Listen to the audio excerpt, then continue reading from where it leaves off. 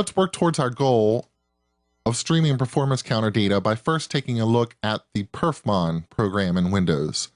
This is a program you've probably used before if you've ever done any load testing or performance troubleshooting. It's the built-in Windows program that will display performance counter data in a graph.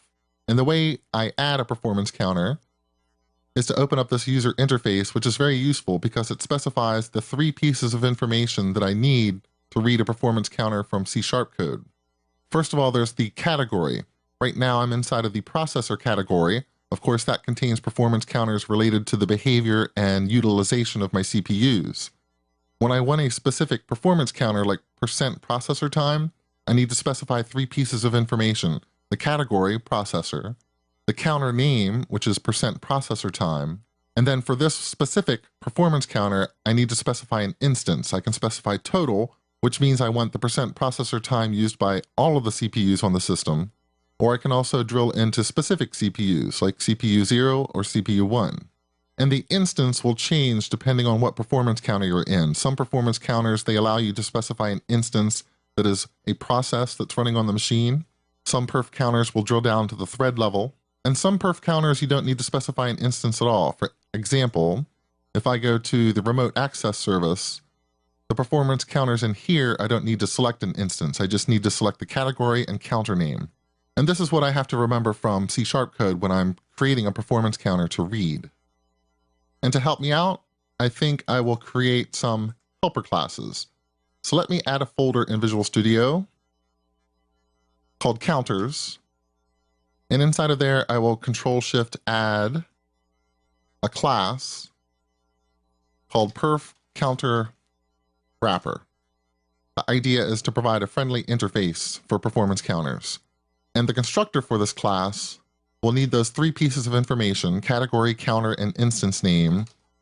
And I also want to be able to provide a friendly name, so you can pass in a friendly name too, but also the category, the counter, and the instance, which I'll default to an empty string. And then we'll give every performance counter wrapper a name property, and every performance counter wrapper will have an associated performance counter instance. This is from the system.diagnostics namespace. This is the class that I need to instantiate to read performance counter data.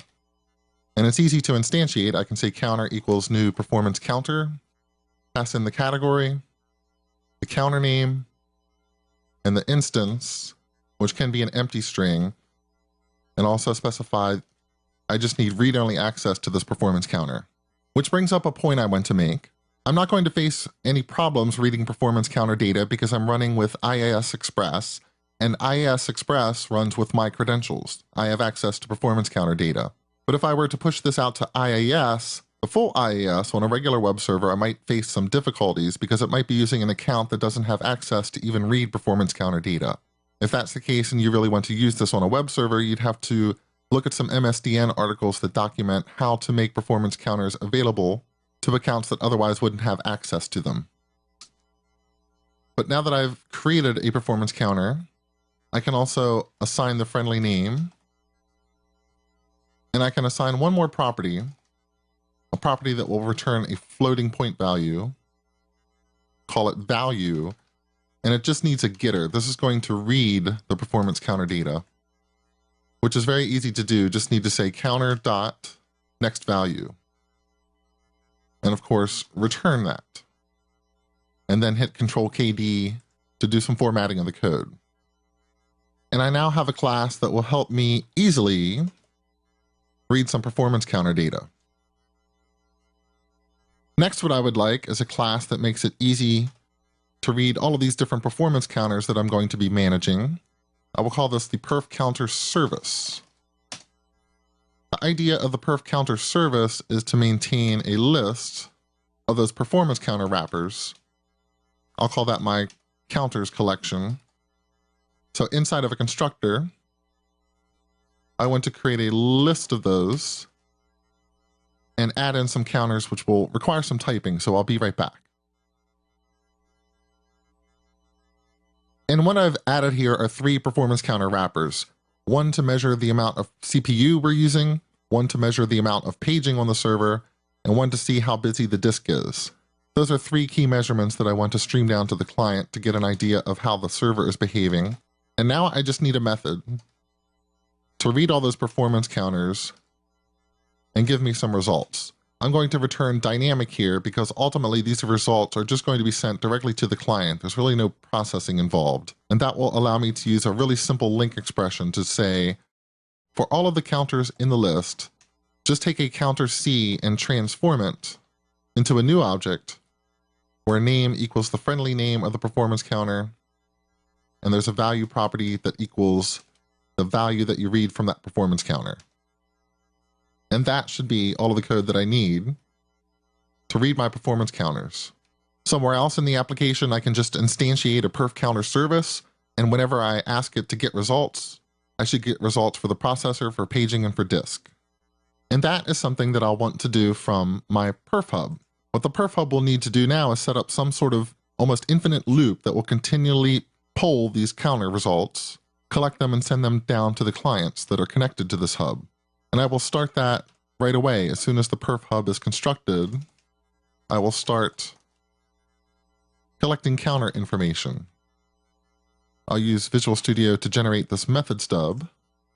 And inside of here, what I'll do is I'll set up a new task. I can do that through the task.factory. Bring in the system.threading namespace and say task.factory. Let's start a new task. I will give you an action to invoke. And I just want you to know that this is going to be a very long-running task. It's good to let the scheduler know that if you're going to write something that contains an infinite loop like I'm about to write. So while true, we'll just keep collecting performance counter information. I'll need an instance of that service. So perf service equals a new perf counter service. That was in the perfserv.counters namespace. Bring in that namespace. And now that I have the service, I can ask for some results using getResults. Once I have results, I can tell all the clients about these new results. I think I'll call that method new counters and pass along those results. So now, just like earlier, I needed to write a JavaScript method on my perf hub called new message. Now I need a JavaScript method on my perf hub called new counters to process these incoming results. And one more thing I want to add, I don't want this to be a tight loop that executes as fast as possible. I do want to have some sort of delay. The best way to do that when using the task classes is to use task.delay.